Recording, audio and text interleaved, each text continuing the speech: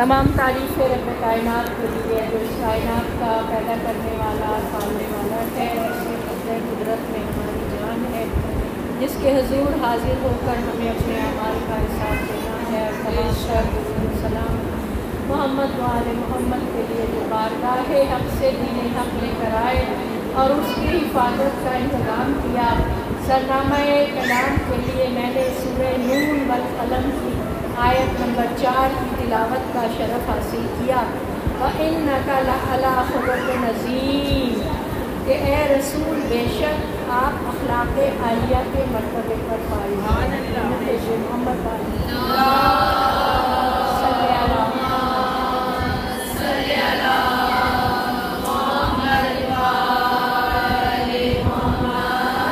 उसने अखलाक़ के मौजू पर ये मजलिस इमाम ज़माना की खिदमत में पेश हूँ। आपकी समातों की नज़र बतूल ने मुझे कहा था कि उसने अखलाक़ पे मजलिस पढ़िएगा। हुक्म की तामील व इन्नका लअला खुलुक़िन अज़ीम, बेशक आप अखलाक़ आलिया के मर्तबे पर फाइज़ हैं। ये ख़त्मी मर्तबत सल्लल्लाहु अलैहि वसल्लम का एजाज़ है कि आपके हुस्न खुल्क़ ने इस्लाम को इतने कम अरसे में जज़ीरा नुमाए अरब में फैला दिया। इतने कम अरसे में आपके हुस्न खुल्क़ ने फैला दिया। और आपकी बेसत से पहले 40 साल तक अहले मक्का को आपका हुस्न खुल्क़ दिखाया गया।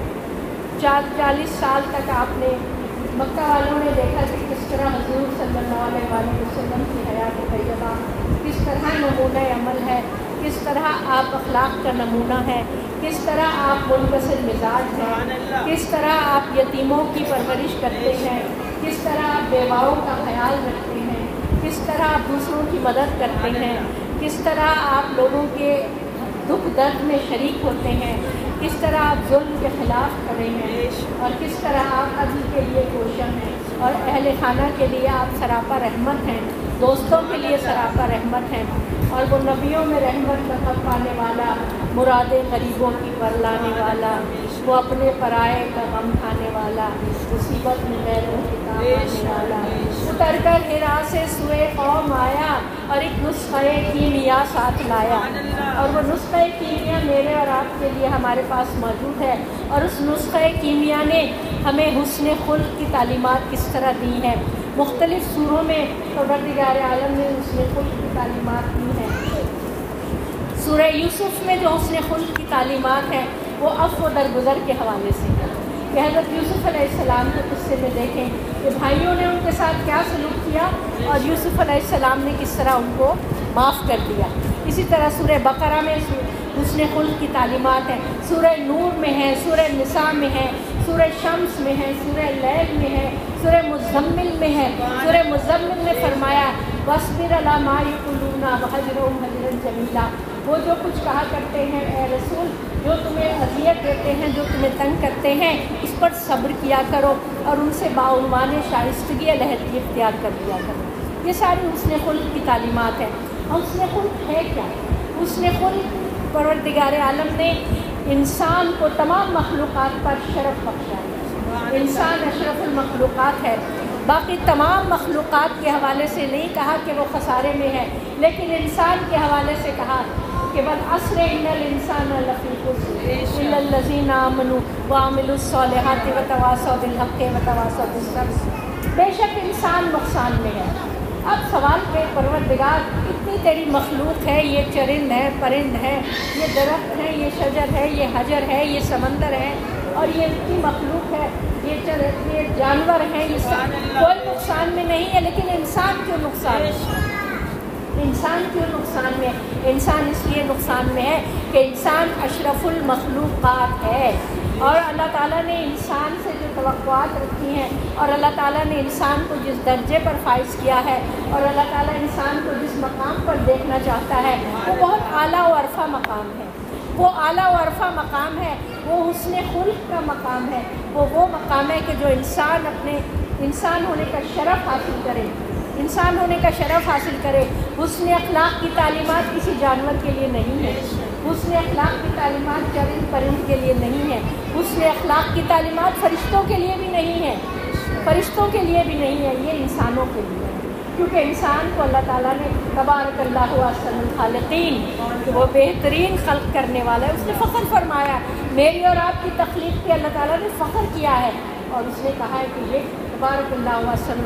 اور پھر کیا ہے، اگر انسان اپنی انسانیت کے شرف سے گر جاتا ہے ثم رددناہ اسفل سافلین، تو پھر وہ اسفل سافلین کی منزل پر وہ گر جاتا ہے، وہ بدترین پستی میں چلا جاتا ہے، اور وہ اپنی انسانیت کے جوہر کو کھو دیتا ہے، انسانیت کے شرف کو کھو دیتا ہے۔ اس لیے اللہ تعالیٰ نے فخر کیا ہے انسان کے اوپر، اور انسان کو کس زیور سے آراستہ کرنا ہے، اس نے خود کے زیور سے آراستہ کرنا ہے۔ اسی لیے جس آیت کی میں نے تلاوت کا شرف حاصل کیا، ختمی مرتبہ سرور کونین، سرور الانبیاء، خاتم النبیین، سب سے بڑا مرتبہ،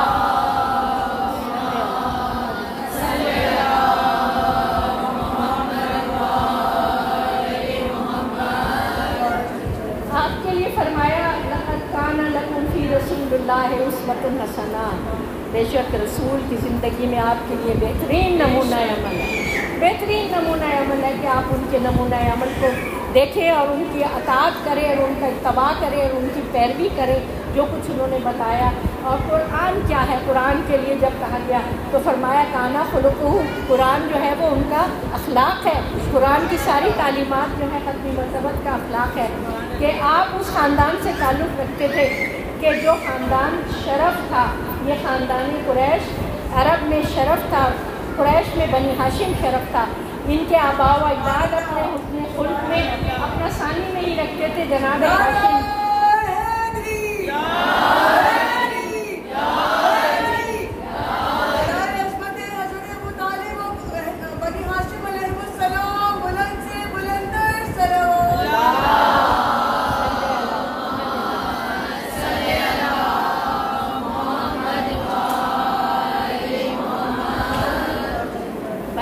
بنی ہاشم، جناب ہاشم کا لقب ہاشم اسی لیے رکھا گیا تھا، حشم کا مطلب ہے شوربے میں روٹیاں چورنا، کہ آپ جو تھے اتنے سخی تھے کہ حاجیوں کے لیے اونٹ کے شوربے میں روٹیاں چور کر اور ان کی خاطر تواضع کرتے تھے، ان کے لیے پانی کا انتظام کرتے تھے، ان کے لیے کھانے کا انتظام کیا کرتے تھے۔ اور یہ خاندان ایسا تھا کہ جو سب میں ممتاز تھا، کہ جو دوسروں کی حاجت روائی کیا کرتا تھا۔ یہ خاندان وہ خاندان تھا، مکہ جیسے کہ خانہ بدوشوں کا شہر تھا، مکہ میں جو غریب لوگ ہوتے تھے یہ اس خاندان کے لوگ ان کو کسی امیر کے ساتھ جو تھے جوڑ دیا کرتے تھے تاکہ وہ اس کے اسپانسرشپ میں اپنی زندگی اچھی طریقے سے گزارے۔ اور حضور کی جو زوجہ محترمہ ام المومنین جناب خدیجۃ الکبریٰ کے اخلاق کا کیا کہنا،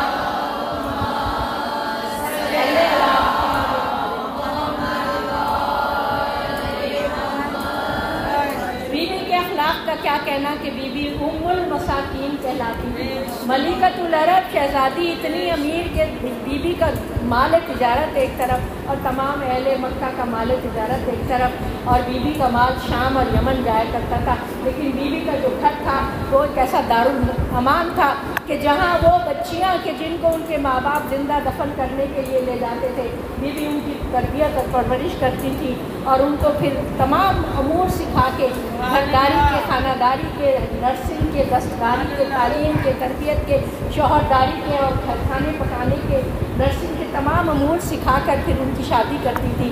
اسی لیے بی بی کا لقب ام المساکین تھا، اور بی بی کا گھر جو تھا وہ دارالامان تھا مکے میں۔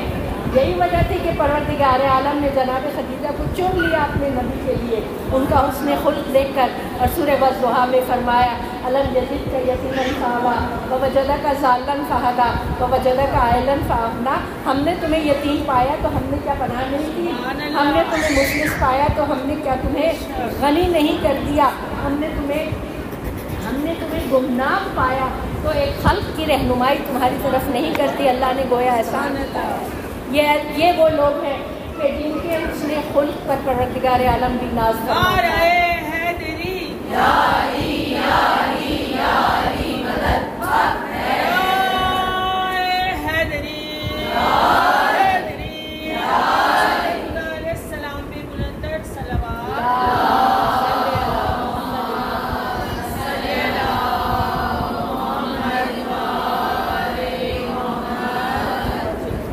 حسن خلق کہ یہ وہ نفس کی وہ طاقت ہے، اس کی تعریف اگر ہے، نفس کی وہ طاقت ہے کہ جس سے اعضاء و جوارح سے اعمال خود بخود سرزد ہو، آپ کو سوچنا نہ پڑے، آپ کا ریئیکشن، آپ کا عمل جو ہو وہ خود بخود ایسا ظاہر ہو اور وہ اتنا اچھا ہو کہ پتہ چلے کہ یہ صاحب خلق ہے، یہ صاحب خلق ہے۔ اور حضور نے فرمایا تھا انما بعثت لاتمم مکارم الاخلاق، بے شک میں مکارم اخلاق کی تکمیل کے لیے مجھے مبعوث کیا گیا ہے۔ مکارم اخلاق کیا ہے؟ عرض مکرمہ اس کو کہتے ہیں جو زرخیز زمین ہوتی ہے، اس کو عرض مکرمہ۔ مکارم اخلاق کا مطلب ہے حسن خلق کی فصل کو کاشت کرنا۔ گویا کاشتکاری میں جب آپ جاتے ہیں، اب آپ کسی زمین میں کاشتکاری کرتے ہیں، پہلے اس زمین کو گودی کرتے ہیں، پہلے اس زمین میں سے کنکر پتھر نکالتے ہیں، اس میں سے زہریلی جڑی بوٹیاں نکالتے ہیں، اس کو صاف کرتے ہیں، اس میں تھوڑا پانی ڈالتے ہیں، اس کو تھوڑے دن تک چھوڑ دیتے ہیں تاکہ اس میں اچھی فصل اگائی جا سکے، مکارم اخلاق بھی کچھ اسی طرح ہے۔ مومنات، آپ کا اور میرا نفس جو ہے یہ ایک، آپ سمجھے کہ ایک کھیتی باڑی کی طرح سے ہے۔ اس نفس میں سے ہمیں پہلے اپنے اندر سے بری صفات نکالنی ہے۔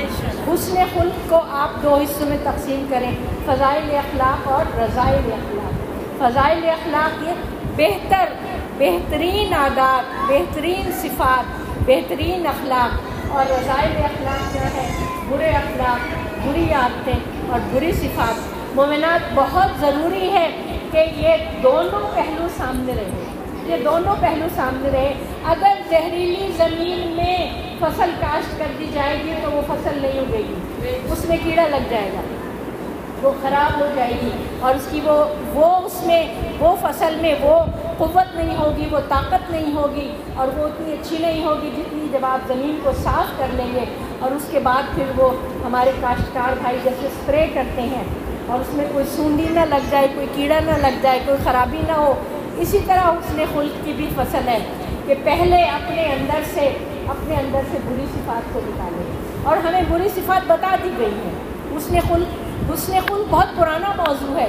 یہ فلسفی جو سقراط اور بقراط، افلاطون، ان سب کے زمانے میں یہ موضوع جو تھا اس کو ڈسکس کیا جاتا تھا، لیکن ہم مسلمان وحی کی روشنی میں حسن خلق کو اپناتے ہیں، ہم مسلمان قرآن کی روشنی میں حسن خلق کو اپناتے ہیں، ہم مسلمان حضور کی حیات طیبہ کی روشنی میں حسن خلق کو اپناتے ہیں، ہم مسلمان اہل بیت کی حسن خلق کی روشنی میں ہم اپنے ان عادات کو اپناتے ہیں کہ ہمارے سامنے اتنا بڑا مدرسہ کھلا ہوا ہے کہ جس میں قرآنی تعلیمات کو اپنے عمل کے ذریعے کر کے دکھایا پروردگار عالم کے ان منتخب نمائندوں نے کر کے دکھایا جو میرے اور آپ کے لیے نمونہ عمل ہیں، جن کے راستے پر ہم چلتے ہیں، اور وہ بری صفات کیا ہیں۔ مومنات، میں ایک ایک کر کے ان کا ذکر کروں گی، اور ہمیں یہ دیکھنا ہے کہ کہیں ہمارے اندر وہ صفات تو نہیں ہیں۔ اگر ہمارے اندر کہیں خدا نہ خواستہ دل کے کسی کونے میں کوئی موجود ہے تو آج ہی اس کو نکال کے باہر کرنا ہے، اور اس کو اپنی زمین قلب کو اتنا صاف ستھرا کرنا ہے، اور اس میں حسن خلق کی فصل کاشت کرنی ہے، اس میں وہ نورانی عادات اس کے اندر ڈالنی ہے جن کی تعلیم ہمارے نبی نے دی ہے، جن کی تعلیم مولا علی نے دی ہے، ناج البلاغہ میں دی ہے، جن کی تعلیم دعائے مکارم اخلاق میں دی ہے۔ دعائے مکارم اخلاق مومنات آپ پڑھیں جا کے، امام زین العابدین علیہ السلام کی بڑی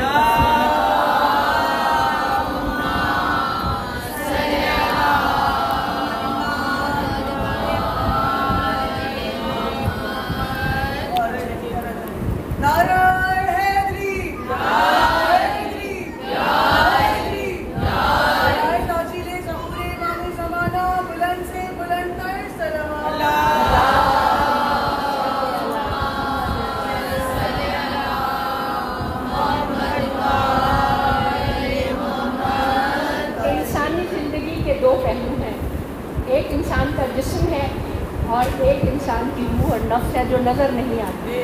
حسن خلق کا تعلق جو ہے وہ باطن سے ہے، حسن خلق کا تعلق انسان کے اس پہلو سے ہے جو نظر نہیں آتا، جو دکھائی نہیں دیتا۔ عام طور پہ دیکھنے میں کوئی بہت حسین و جمیل شخصیت ہوگی، لیکن اگر وہ حسن خلق سے آراستہ نہیں ہے تو وہ انسان کہلانے کی بھی مستحق نہیں ہے۔ اس لیے ضروری ہے کہ اپنے اندر، اپنے نفس کے اندر انسان اپنے جھانک کے دیکھے اور مطالعہ کرے۔ میرے مولا نے فرمایا تھا کہ جس نے اپنے نفس کو پہچانا اس نے خدا کو پہچانا۔ بہترین یہ چھوٹا سا یہ ایک نسخہ ہے خدا کو پہچانا۔ اپنے نفس کی معرفت کرنا جو ہے وہ انتہائی ضروری ہے، اور جب اپنے نفس کی معرفت ہو جاتی ہے تو پھر اپنے اندر سے یہ تمام بری صفات ان کو ٹٹول کے، ان کو کھنگال کے اپنے اندر سے نکالنا بہت ضروری ہے، اور یہی انسان کی کامیابی ہے، اس دنیا میں بھی اور آخرت میں بھی۔ دنیا میں بھی یہی کامیابی ہے اور آخرت میں بھی یہی کامیابی ہے۔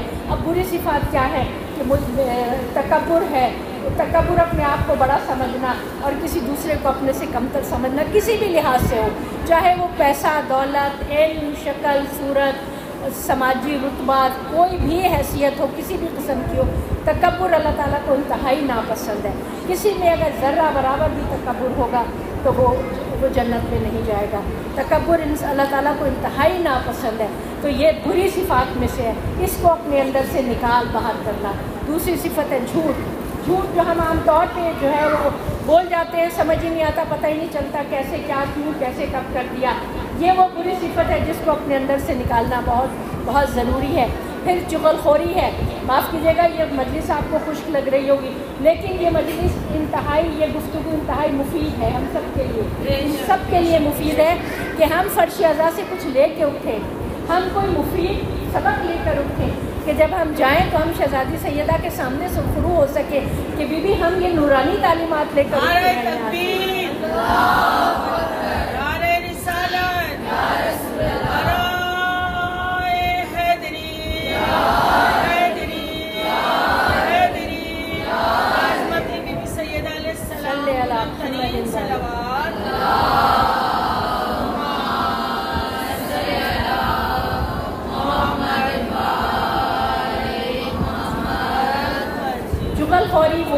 چغل خوری وہ بری عادت ہے جس سے گھر تباہ ہو جاتے ہیں، جس سے خاندان تباہ ہو جاتے ہیں، جس سے دل ٹوٹتے ہیں، جن سے رشتے برباد ہو جاتے ہیں، اور لوگ کہاں سے کہاں تک پہنچ جاتے ہیں۔ یہ انتہائی بری صفت ہے، اس کو اپنے اندر سے نکالنا ضروری۔ اس کے بعد نفاق جو ہے وہ سورہ منافقون، آپ کو پتہ ہے قرآن حکیم میں کہ نفاق کتنی بری صفت ہے کہ منافق جو ہے وہ بالکل آخری درجے میں، جہنم کے آخری درجے میں ہوگا۔ اور اس کے علاوہ ہے حسد بہت بری صفت ہے۔ میں رذائل اخلاق کا ترجمہ آپ کے سامنے بیان کر رہی ہوں کہ رذائل اخلاق کو اپنے اندر سے نکال دینا ہے۔ حسد وہ ہے کہ کسی کی ترقی کو دیکھ کر یہ خواہش کرنا کہ یہ ترقی اس کی ختم ہو جائے اور برباد ہو جائے، اور اس حوالے سے یہ بھی بہت بری صفت ہے۔ اور قرآن حکیم کی جو صورت ہے جس میں وَمِن شَرِّ حاسد اذا حسد، یعنی کہ اخیر میں اتنی بری چیز ہے حسد کے، اللہ تعالیٰ نے اس سے پناہ مانگنے کے لیے سورہ فلق نازل کی ہے کہ حسد سے پرہیز کرو اور دوسروں سے حسد نہ۔ پھر ہے غیبت کیا ہے کہ کسی دوسرے کی پیٹھ پیچھے کوئی برائی ایسی کرنا اور اس کو بے عزت کرنا کسی دوسرے کے سامنے۔ غیبت کے حوالے سے بھی بہت بری وعید ہوئی ہے۔ سورہ حجرات میں فرمایا گیا ہے کہ کیا تم پسند کرو گے کہ اپنے مردہ بھائی کا گوشت کھاؤ۔ غیبت کے حوالے سے اتنی شدید وعید ہے، اور غیبت کا بہت سخت ترین گناہان کبیرہ میں سے ہے غیبت۔ اس کے علاوہ کنجوسی، خوف، حزن و ملال، اور اس کے علاوہ طمع، حرص، دنیا پرستی، دولت کو بہت زیادہ اونچا سمجھنا، یہ ساری چیزیں جو ہیں یہ برے اخلاق میں آتی ہیں۔ اور اگر کہیں بھی انسان کے اندر اپنی یہ برے اخلاق موجود ہیں، اللہ کی مدد طلب کرنی چاہیے، اور اللہ کی مدد طلب کرے، اور اللہ کے ذکر سے اپنے آپ کو پاک کرے، درود سے اپنے آپ کو پاک کرے، اور اپنے رہنماؤں سے مدد مانگے۔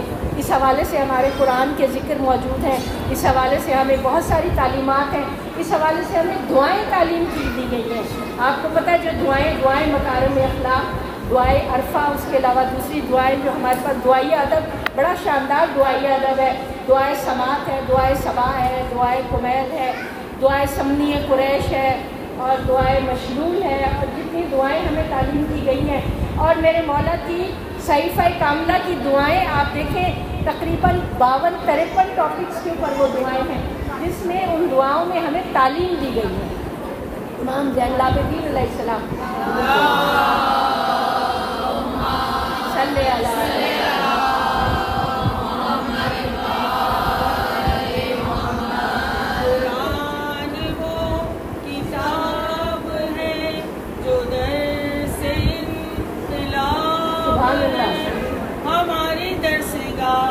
ہے سیدھا راستہ کربلا کربلا لبیک یا حسین لبیک یا حسین لبیک یا حسین لبیک یا حسین لبیک یا امام لبیک یا امام نعرہ حیدری حیدری حیدری حضرت مولا امام زمان علیہ السلام بلندر صلوات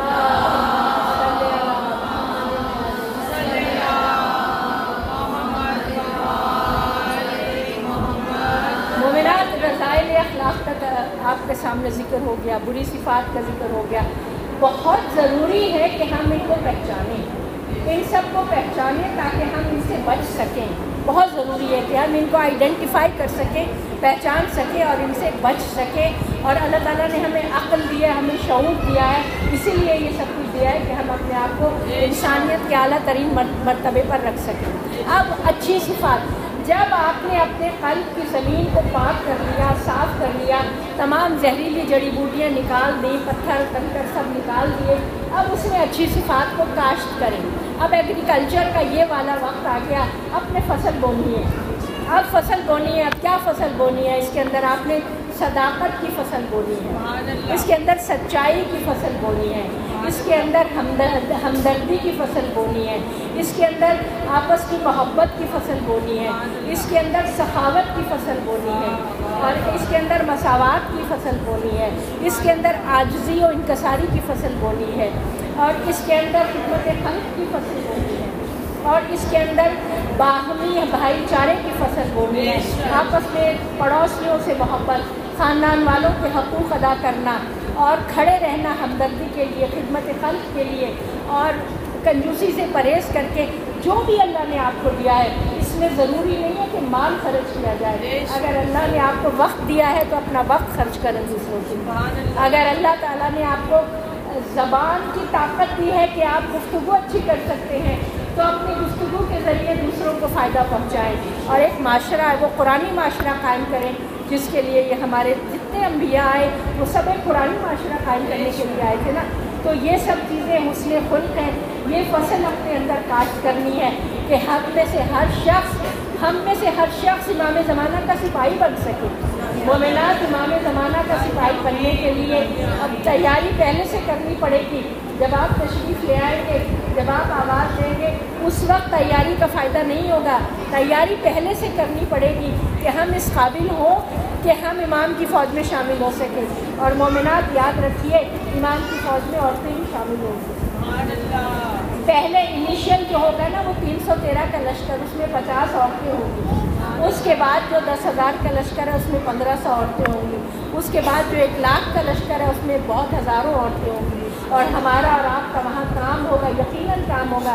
امام کو ہمارے حسن خلق کے بعد ہماری ضرورت پڑے گی کہ ان کے، آپ کو پتہ ہے آج کل کیا چاروں طرف ہم آوازیں سن رہے ہیں کہ ظہور قریب ہے. مجھے اجازت نہیں کہ میں امام کے آنے کا وقت متعین کروں، کسی کو اجازت نہیں ہے. لیکن مومنات، حالات سازگار ہو چکے ہیں، آپ دیکھ رہے ہیں چاروں طرف. اور ہم سب کو اس حوالے سے تیار رہنا چاہیے، اس اپنے پورے زیور سے آراستہ ہو کے. یہ زیور یہ بندے یا ہار یا چوڑیاں ووڑیاں نہیں ہیں. یہ زیور ہمارا اور آپ کا حسن خلق کا زیور ہے. حسن خلق کی وہ صفات جس کے لیے پروردگار عالم نے انسان کو انسان بنایا ہے. سورہ حجرات میں آپ دیکھیں، سورہ فرقان میں دیکھیں، 2 سورے ہیں جن کا آج تحفہ لے کے جائیے یہاں سے. ان سوروں میں حسن خلق کے متعلق بڑی تفصیل سے تعلیمات ہیں. سورہ فرقان میں کیا فرمایا کہ عباد الرحمن الذین یمشون علی الارض ہونا واذا خاطبهم الجاہلون قالوا سلاما. کہ رحمان کے بندے تو وہ ہیں کہ زمین پر عاجزی سے چلتے ہیں، ہونن جھک کر چلتے ہیں، عاجزی سے چلتے ہیں. سورہ فرقان. اور اگر کوئی جاہل ان کے خطاب، جاہل ان کے منہ لگتا ہے تو کہتے ہیں تم پر سلامتی ہو. وہ جاہل سے لڑتے جھگڑتے نہیں، یا وہ جاہلوں سے کوئی سختی نہیں برتتے. اور اس کے علاوہ سورہ حجرات کی جو سورہ حجرات تو پورا نصاب ہے حسن خلق کا، جس میں شروع ہوتا ہے اس بات سے کہ اپنی آوازوں کو رسول کی آوازوں سے بلند مت کرو، ایسا نہ ہو کہ تمہارے سارے اعمال حقارت ہو جائیں. اس کے بعد فرمایا کہ جب کوئی فاسق خبر لے کر آئے تو اس کی تصدیق کر لیا کرو پہلے، ایسا نہ ہو کہ بعد میں تم شرمندہ ہو اور اس کے اوپر تم ریئیکشن کر دو۔ اس کے بعد کیا بہت اہم چھوٹے چھوٹے جملے ہیں سورہ حجرات میں مومنات، لیکن حسن خلق کا پورا نصاب موجود ہے کہ کوئی کسی کا مذاق نہ اڑائے۔ یہ بہت اہم بات ہے، ہم لوگ اس کو معمولی سمجھ لیتے ہیں کہ ہنسی مذاق میں دوسرے کا مذاق، ایک آدمی کا مذاق اڑایا باقی ہنس رہے ہیں، اب جس کا مذاق اڑایا جا رہا ہے اس کے دل پہ کیا گزرے گی، اللہ تعالیٰ تو جانتا ہے نا، تو اس کی منع فرمایا گیا ہے کوئی کسی کا مذاق نہ اڑائے، اور اس کے بعد کیا کوئی کسی پہ طنز نہ کرے، یہ بھی حکم ہے اس کے اندر سورہ حجرات میں کہ طنز نہ کرے، مذاق نہ اڑائے، یہاں تک کہ جو تفسیروں میں بیان ہے کہ آپ کی آنکھ کا اشارہ یا کوئی باڈی لینگویج یا چہرے کے تاثرات بھی ایسے نہ ہو جو کسی کی تذلیل ہو رہی ہو یا کسی کا مذاق اڑایا جائے، یہ بھی منع کیا گیا اس کے اندر۔ اور اس کے بعد پھر فرمایا ایک دوسرے کو برے ناموں سے نہ پکارو، ایک دوسرے کو برے ناموں سے نہ پکارو۔ پھر بڑی بہت دلچسپ بات ہے مومنات جو کہا کہ ایک دوسرے کی ٹوہ میں نہ رہو، یہ میرے اور آپ کے گھروں میں ہمیں اس کے اوپر بہت زبردست عمل کرنا ہے، بہت اس کے اوپر کہ ہم ایک دوسرے کی ٹوہ میں جو رہتے ہیں، ہمارے گھروں میں زیادہ تر فساد اسی کی وجہ سے ہوتا ہے، ایک دوسرے کی ٹوہ میں رہنا اور ایک دوسرے کے معاملات میں گھسنا اور بہت زیادہ جو ہے وہ اپنے آپ کو اس میں پیش کرنا، منع کیا، قرآن نے منع کیا اس بات کو۔ اور پھر اس کے بعد آخر میں جو غیبت کا ہے، میں پہلے آپ کے سامنے ذکر کر چکی ہوں، غیبت سے منع کیا، یہ تمام باتیں میں نے آپ کے سامنے بیان کی۔ حسن خلق، رذائل اخلاق اور فضائل اخلاق، کون سی عادات ایسی ہیں جو ہمیں اپنے اندر سے نکال باہر کرنی ہے، کون سی عادات ایسی ہیں جن کو اپنے اندر انکلکیٹ کرنا ہے، جن کو اپنے اندر کاشت کرنا ہے، اور کاشت کر کے کیا وہ خوبصورت فصل پھر سامنے نمایاں ہوگی، جس کے بعد آپ سرخرو ہو کے معصومین کی بارگاہ میں کھڑے ہو سکتے ہیں، سرخرو ہو کے آپ اللہ کی بارگاہ میں کھڑے ہو سکتے ہیں۔ جب نماز پڑھنے کھڑے ہو تو آپ کا رابطہ رب کے ساتھ اس طرح قائم ہو کہ آپ کا قلب بالکل صاف اور پاک اور نورانی ہو، اور نماز کا بھی لطف آئے، اور نماز پھر تنہا عن الفحشاء والمنکر بھی کے محمد کا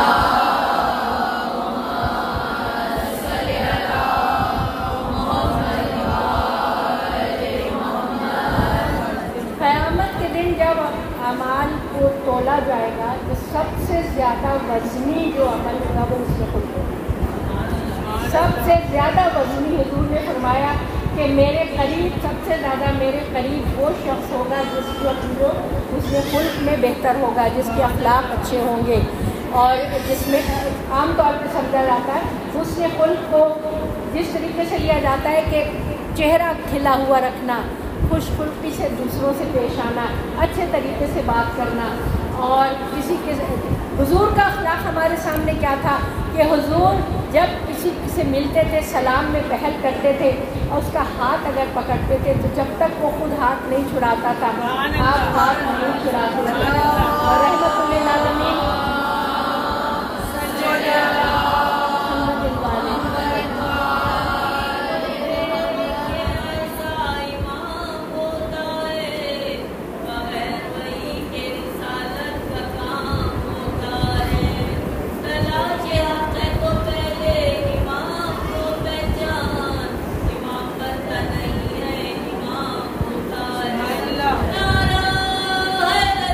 یا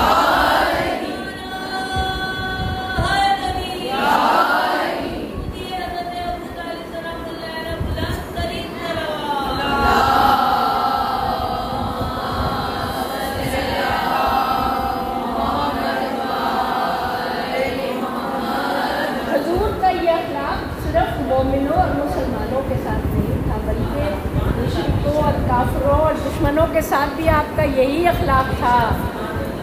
अखलाक था वादे की पासदारी, और किस तरह आजिज़ी और इंकसारी गुलामों के साथ बैठ के आप खाना तनावुल फरमा लिया करते थे, सवारी पर दूसरों को अपने साथ बिठा लिया करते थे, और उसके अलावा अपना आजिज़ी और इंकसारी का नमूना थे। और कुरान हकीम ने फरमाया, कुरान की आयत है कि ए रसूल, अगर तुम सख्त गिर होते, अगर तुम गुस्से वाले होते, सख्त गिर होते, तो तुम्हारे इर्द गिर्द ये लोग जमा ना होते। क्योंकि तुम इतने मोहब्बत करने वाले हो, नर्म खूह हो, हुस्न खुल्क से आरास्ता हो, इसलिए ये सब लोग तुम्हारे इर्द गिर्द जमा हो गए हैं। अहले मक्का, आपको पता है कि क्या वैसे तो सादिक और अमीन कहते थे, लेकिन उसके बाद जो क़ूलू ला इलाहा इल्लल्लाह का पैगाम हुजूर ने दिया तो किस तरह जान के दुश्मन हो गए थे कि आपको फिर हिजरत करना पड़ी थी। और हिजरत करके आपने मदीने में जब रियासत मदीना कायम की थी, और रियासत मदीना में आपने लोगों को कुरान हकीम की तालीमात जब दी हैं, तो मोमिनात कुरान हकीम की तालीमात को अगर हम कुछ हिस्सों में तकसीम करें, एक हिस्सा अक़ायद के ऊपर है, एक हिस्सा इबादत के ऊपर है, एक हिस्सा मामलात के ऊपर है, और फिर एक हिस्सा हुस्न खुल्क के ऊपर है, जो बताया है कि आपको अपने रवैये किस तरह रखने हैं। इंसान जब इस दुनिया में आता है, उसका ताल्लुक़ अपने आप से होता है, उसका ताल्लुक़ इर्द गिर्द के लोगों से होता है, और उसका ताल्लुक़ अल्लाह से होता है। हुस्न खुल्क हमें ये तमाम बातें सिखाता है कि आपका ताल्लुक़ अपने से कैसा है, आपका ताल्लुक़ इर्द गिर्द के लोगों से कैसा है, आप अपने ख़ानदान वालों के साथ कैसे हैं, आपका ताल्लुक़ है अपने मोहल्ले वालों के साथ कैसा होना चाहिए, आप किस तरीके से उनके काम आए, आप किस तरीके से उनके साथ, क्योंकि इंसान जो है वो एक अकेला नहीं रह सकता। मोमिनात, हम एक ख़ानदान में ज़िंदगी गुजारते हैं, और इंसान माशरती इंसान है, कुरानी माशरा कायम करना चाहता है।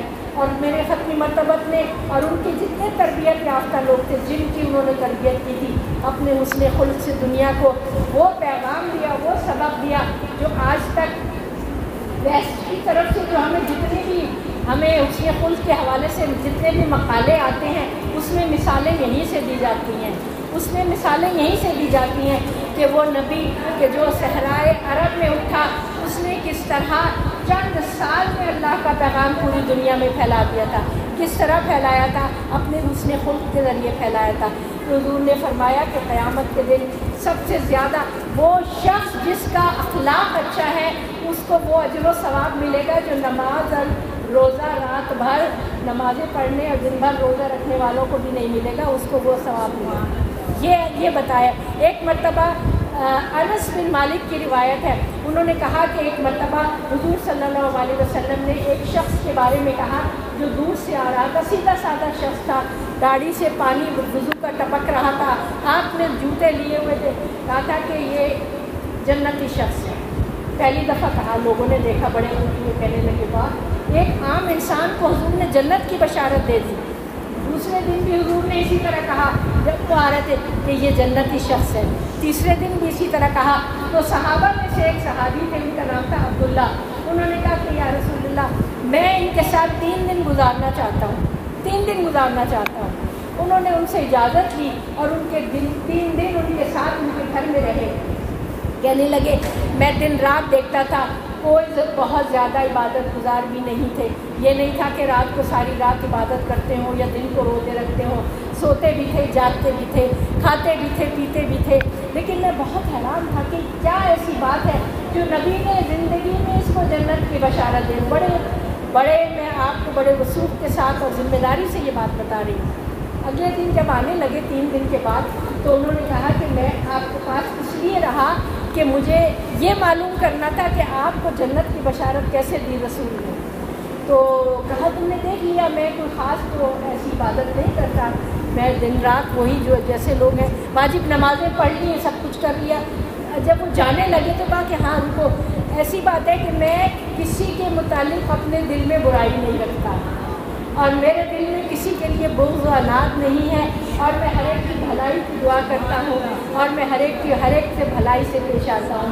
मोमिनात, ये वो पूरी थी जिसकी बुनियाद पर हुजूर ने उसको जन्नत की बशारत दी थी कि ये शख्स जो है ये जन्नती है।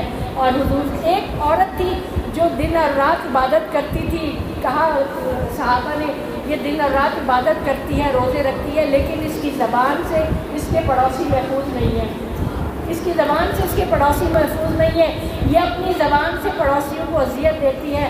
حضور نے فرمایا اس میں کوئی خوبی نہیں، یہ جہنمی ہے، یہ جہنم میں جائے گی، جتنی مرضی عبادتیں کر لے، روزے رکھ لے، نمازیں پڑھ لے، اگر اپنی زبان سے دوسرے کو تکلیف اور اذیت پہنچاتی ہے تو یہ جہنم ہے۔ میرے مولا کا اخلاق تو ایسا تھا کہ ایک بڑھیا تھی جو کہ مسجد نبوی میں جھاڑو دیا کرتی تھی، غریب عورت تھی بیچاری، اور کونے میں جا کے سو جایا کرتی تھی۔ ایک دن حضور نے دیکھا کہ وہ عورت وہاں نہیں تھی۔ آپ نے پوچھا کہ کہاں، کون ہے، کہاں گئی وہ؟ کہا کہ یا رسول اللہ رات کو وہ فوت ہو گئی۔ آپ نے اپنے اصحاب کے ناراضگی کا اظہار کیا اور آپ نے کہا کہ وہ بڑھیا فوت ہوئی، تم نے مجھے کیوں نہیں بتایا کہ میں اس کی نماز جنازہ پڑھاتا؟ خاتم النبیین اور اللہ تعالیٰ کے آخری نبی، اتنے بادشاہ کون ہیں، آپ ان کے حسن خلق کا اندازہ کریں کہ وہ غریب بڑھیا جو جھاڑو دیتی تھی جب مسجد میں، آپ نے کہا مجھے بتاتے میں اس کی نماز جنازہ پڑھاتا۔ اور پھر آپ نے کہا مجھے اس کی قبر پہ لے کے چلو، قبر پہ لے کے گئے اور آپ نے اس کی مغفرت کی نماز ادا کی۔ یہ ہے ہمارے نبی، یہ ہے ان کا اخلاق۔ اور میرے مولا کا اخلاق، امام حسن علیہ السلام کے بارے میں مومنات آپ نے سنا ہوگا،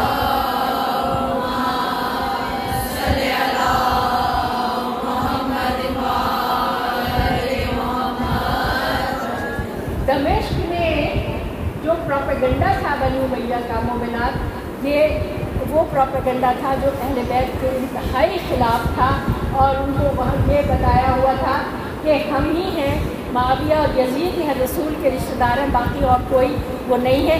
یہی وجہ ہے کہ جب میرے مولا کو تلوار لگی تھی مسجد کوفہ میں، تو دمشق کے لوگوں نے کہا تھا کہ علی کا مسجد میں کیا کام، علی مسجد میں کیا کر رہے تھے، کیونکہ ان کو تو یہ پروپیگنڈا تھا کہ یہ دین سے خارج ہیں، یہ نماز نہیں پڑھتے اور ان کا کوئی تعلق نہیں ہے۔ دمشق سے ایک آدمی آیا اور وہ آ کر امام حسن علیہ السلام کو برا بھلا کہنے لگا، سب کو شتم کرنے لگا۔ اور مومنات یاد رکھیں کہ بنی امیہ کی حکومت تو وہ تھی کہ جو میرے مولا کے اوپر سب و شتم کتنے سال انہوں نے کروایا، ماچے ملعونوں نے، تو ان کو برا بھلا کہنے لگا۔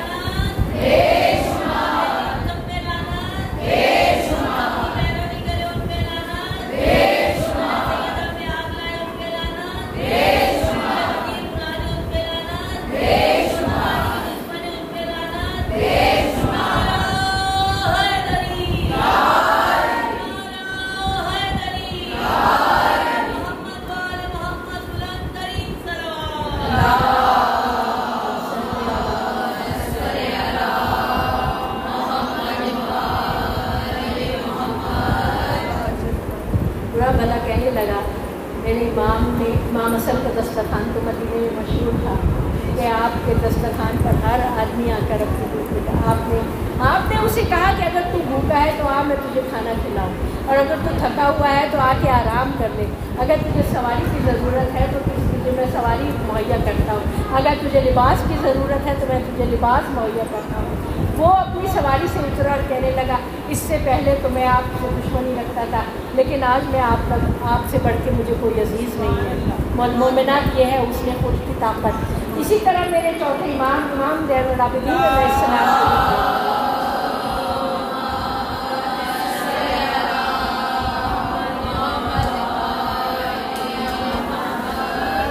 بعد کربلا، مومنات جو کربلا کی مصیبتیں اٹھائی امام نے، لیکن آپ کا حسن خلق اتنا بلند تھا، حسین ابن نمیر جو علی اکبر کے قاتل ایک مرتبہ جب گزر رہا تھا تو وہ تھکا ہارا امام کے گھر میں اس نے قیام کیا، امام نے اس کے آرام کا خیال کیا، اس کو کھلایا پلایا، اس کو لباس دیا، اس کو سواری دی، زاد راہ دیا۔ جب وہ جانے لگا کہنے لگا مجھے لگتا ہے آپ نے مجھے پہچانا نہیں۔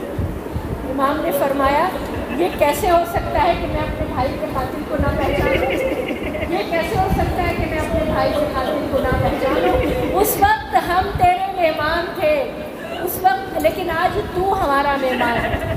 یہ ہم میں اور تم میں یہ فرق ہے، یہ ہمارا حسن خلق ہے، آج تو ہمارا مہمان ہے۔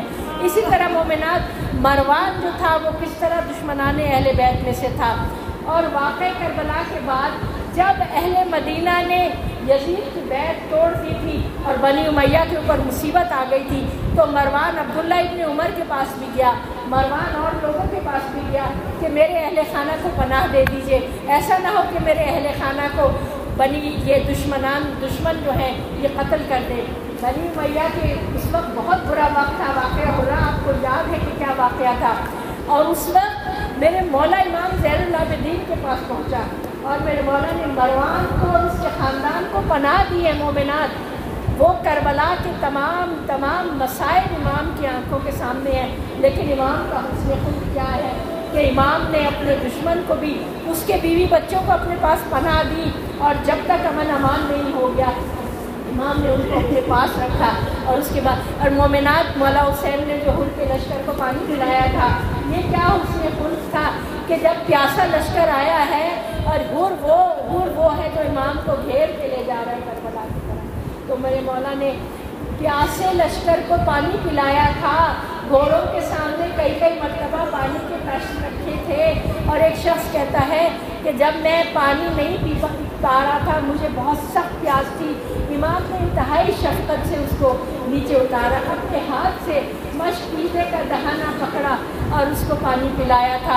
और मोमिनात जब शहीद हुए हैं, जनाब जौन जब शहीद हुए हैं करबला के मैदान में, ग़ुलाम हैं, लेकिन कहते हैं कि जिस तरह इमाम ने उनके सर को उठा के अपनी गोदी में रखा, ऐसा किसी और के साथ नहीं किया। ये है इस खानवादे का अखलाक मोमिनात, ये इस खानवादे का अखलाक है। और आज हम उस बच्ची का पुरसा देने यहाँ जमा हुए हैं मोमिनात, जो 4 बरस की बच्ची मौला हुसैन की वो चहीती बच्ची के जब वो नमाज शब की दुआओं में मेरे मौला ने तलब किया था सकीना को नमाज शब की दुआओं में तलब किया था, और मौला फरमाते थे मुझे वो घर पसंद नहीं जहाँ उनमें रुबाब और सकीना ना हो। सकीना अपने बाबा की चहीती, सकीना बाबा के सीने पे सोने वाली। सकीना की आदत ये थी कि जब नमाज का वक्त आता था तो मुसल्ला बिछा के इंतज़ार करती थी, बाबा नमाज के लिए आएंगे।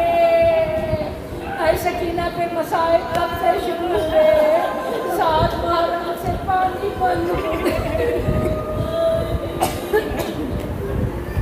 बंद हुआ और अब्बास पानी लाने के लिए गए, लेकिन पानी न ला सके। मोमिनात, सकीना ने अपने बाबा के लाशा में सर को देखा और सकीना ने क्या क्या मुश्किलात उठाए। मोमिनात तन्हा अकेले ऊँट पे बांध दिया गया। शाह कूफा और शाम में सकीना ऊँट से गिर पड़ी, सकीना ऊँट से गिर पड़ी और वो नेता जिस पर सरे इमाम था वो जमीन में धंस गया। शिमरत ताज़ियाना लेकर आया, सैयद सज्जाद तुम्हारे बाबा आगे क्यों नहीं बढ़ते हैं? सैयद सज्जाद सरे हुसैन के पास आए, बाबा अब मुझसे शिमर की अज़ियत बर्दाश्त नहीं होती, आप आगे क्यों नहीं बढ़ते? फरमाया मेरे सीने पे सोने वाली बच्ची ऊँट से गिर गई है, जब तक सकीना को तलाश नहीं करोगे ना ये कारवान आगे बढ़ेगा, ना ये सरकारों के मैदान आगे बढ़ेगा। बीबी ज़ैनब ने अपने आप को बुलाया और पिछले सिंध में दौड़ना शुरू किया। देखा कि सहरा में एक स्याहपोश बीवी बैठी है, सकीना उनकी गोद में है, सकीना इस बातें कर रही है। बीवी ने फरमाया ऐ मौज़मा आपका शुक्रिया कि आपने ऐसे वक्त में हमारी बच्ची पर शफ़क़त की। कहा मैंने माँ को नहीं पहचाना, जब से हुसैन ने करबला छोड़ा मदीना छोड़ा है मैं साथ हूँ। कैद खाना ऐसा था जहाँ रात को अंधेरा होता था, बच्ची अंधेरे में बहुत घबराती थी।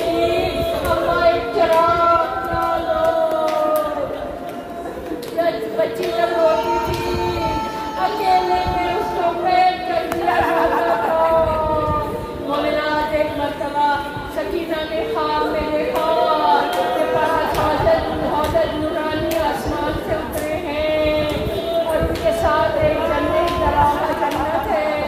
फरिश्ते साथ हैं। ज़रावा ने कहा ये तुम्हारे जज हैं, रसूल अकरम हैं। सकीना ने कहा मैं आगे बढ़ के मैं बताऊं अपने जज को कि मेरे साथ क्या हुआ। कहा इनके साथ ये कौन लोग हैं। कहा ये आदम है, ये इब्राहिम है, ये मूसा है, ये ईसा है, और वो जो गिरते पड़ते अपने शीशे मुबारक को पकड़े हैं ये तुम्हारे हैं। सकीना कहती है इस इस्लाम में मैंने देखा कि 5 ख़वातीन आसमान से उतरी हैं। उनमें जनाबे हव्वा है, जनाबे मरियम, जनाबे आसिया, जनाबे खदीजा और जनाबे सैयदा। सकीना कहती है मैं दौड़ी गई, जनाबे सैयदा कहा मादर गिरामी आप देखें इस उम्मत ने हमारे हक़ों का राज किया, हमारे इज्तिमा को इफ्तराक किया, हमारे जवानों को कत्ल किया, हमें अजीज किया, हम पर जुल्म किए। बीबी सैयदा ने कहा सकीना खामोश हो जा, मेरे कलेजे में आग लगी है, मैं ये तेरे बाबा का खून भरा कुर्ता क़यामत के दिन अल्लाह की बारगाह में लेके जाऊंगी। सकीना कहती है सकीना ने गिरिया किया और जब यजीद तक आवाज़ पहुंची, यजीद ने कहा क्या बात है, ये बच्ची क्यों रो रही है। कहा बच्ची ने ख्वाब देखा है।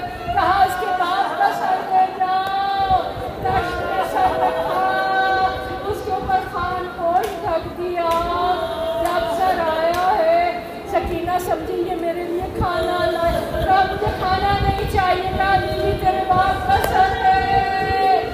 जब बीबी ने देखा सर हुसैन को लिया, मुंह पे मुंह रखा, बाबा आपके बाद हमारे पर बहुत मसाइल हुए, बाबा मेरे गोशवारे छीने गए, बाबा मुझे तमाचे लगाए, बाबा मुझे ऊंट के साथ बांध दिया गया,